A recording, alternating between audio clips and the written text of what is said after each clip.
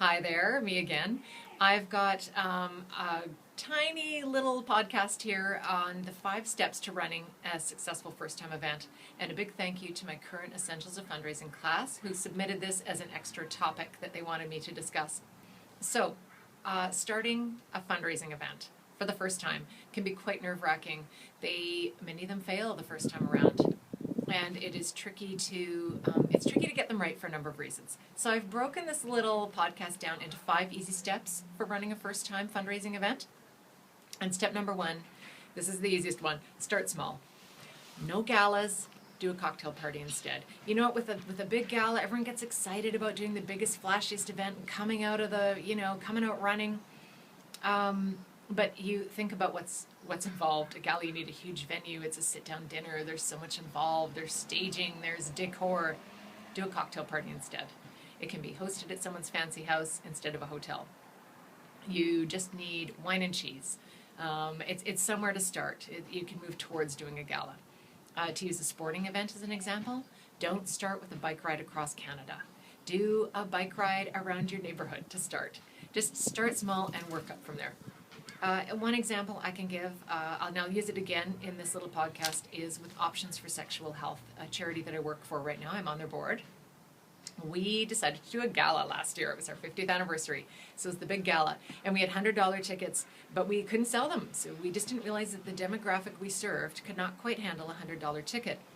And the event broke even, which is sort of what we were looking at in a first-time event. It's not a bad thing, but it was a little disappointing, I think, too.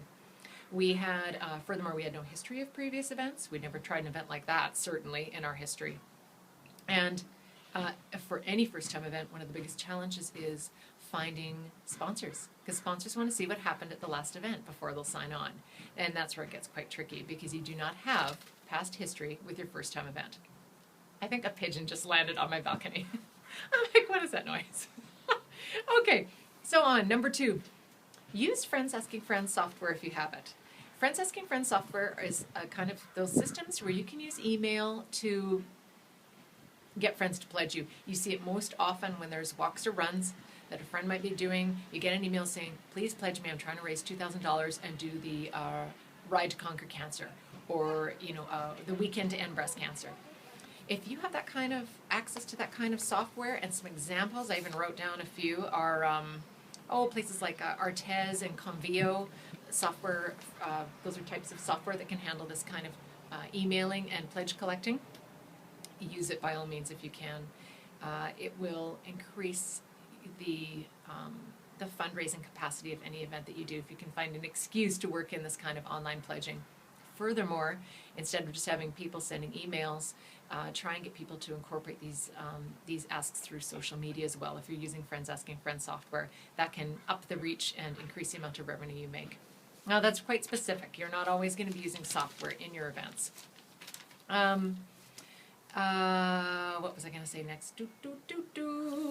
Okay, step number 3. Volunteers. Super important. So this is step number 3, using volunteers to have a successful first-time fundraising event. Think about the money makers of your event, the volunteers needed for them. These are the most important volunteer positions, and these are the people you have to take care of the most as you go forward with your event. For example, you really want volunteers, you want leadership volunteers to make your event successful. If it's a gala and you have an auction, the most important volunteer is going to be the person in charge of the committee that gets the auction items. Those are the things you're going to sell and make money at your gala. If it's a run, it's the volunteers who are getting the teams together and getting their teammates to raise a team goal. When I worked at the Canadian Cancer Society and volunteered on the Relay for Life, for us, the most important leadership volunteers were the team captains. So each team had a fundraising goal, and our job was to motivate those team captains to drive their teams to hit that goal. They used Friends Asking Friends software. They did little third-party events, little pub nights and whatever to raise money on the team. But the most important thing was to give those leadership volunteers, the team captains, the tools to engage their members in fundraising. So keeping those people motivated is key. Another example, similarly, at Junior Achievement, where I work now, we do have a big fundraising gala. It's in its 7th year this year.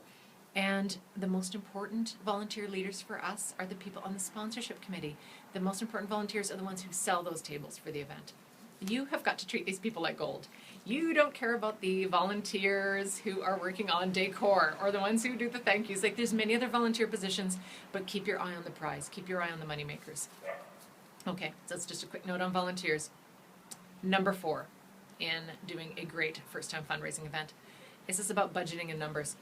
Be realistic. My God, it's fun when everyone sits down and they say, "Oh my gosh, we've got the best idea. We're going to raise $1 million and save the world." $1 million is nice for a stretch goal, but I'd say a realistic fundraising goal for a first-time fundraising event is just break even, people. Just break even. Be so conservative in estimating the revenue. If you're selling tickets to an event, don't assume it will sell out. Say maybe we'll sell, half the capacity of the tickets this year, and we'll aim to do more next year. Again, aim to break even. There is nothing wrong with breaking even on a first-year event. Work in a contingency line into your budget, about 5% of the budget. Like if you're hoping to raise $10,000, in a fundraiser, and say you have $5,000 worth of expenses, add in another expense line with about $500 worth as a contingency item. That way you'll be able to handle extra expenses, because there's almost always, there are expenses you cannot have foreseen in running a first-time event, because you just don't know yet.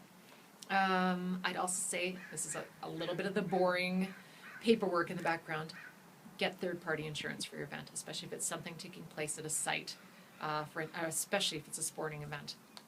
You can usually get this through the organization's existing insurance policy. You may just maybe as easy as sending in an email pointing out that there's a specific, a different event on a certain time and place that's then covered as some third-party insurance through your regular insurance company. Also, permits. If you're serving booze, you're doing 50-50 draws or anything that sounds like gaming or gambling, get the appropriate licenses for that. It will save you huge headaches. They're usually not hard to get, and they're usually not expensive, and they can save you like fines and headaches down the road. Number 5, and this is the last point in running a good first-time fundraising event, follow up. Sit down and do an analysis. Get those key leadership volunteers and your staff, if appropriate, and SWOT the event. SWOT stands for strengths, weaknesses, opportunities, and threats. Decide what went well and what didn't, and what you would change for next time. Don't just recognize your volunteers. Thank them profusely. And it doesn't have to be with something that's expensive like a gift. A handwritten card goes a long, long way these days. And don't just say, thanks for all your hard work. Let them know how the event did. Did it break even? What are your plans for next year? Give them a little taste of what's to come so that they know that you're thinking of them in terms of the future of the event, and they're part of the train, and the train has left the station.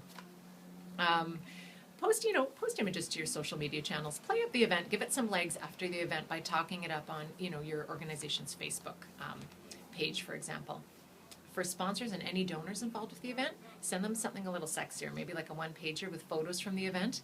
Let them know any media exposure that the event got. Let them be able to see the demographics of the kind of people they reached and were in front of at the event through images. And make sure, especially, that they get a big thank you and see your plans for the following year. And even more importantly, some contact information where they can get back to you with feedback on the event. And maybe also let them know when you'll be in touch about the next year's event if you're planning to do one.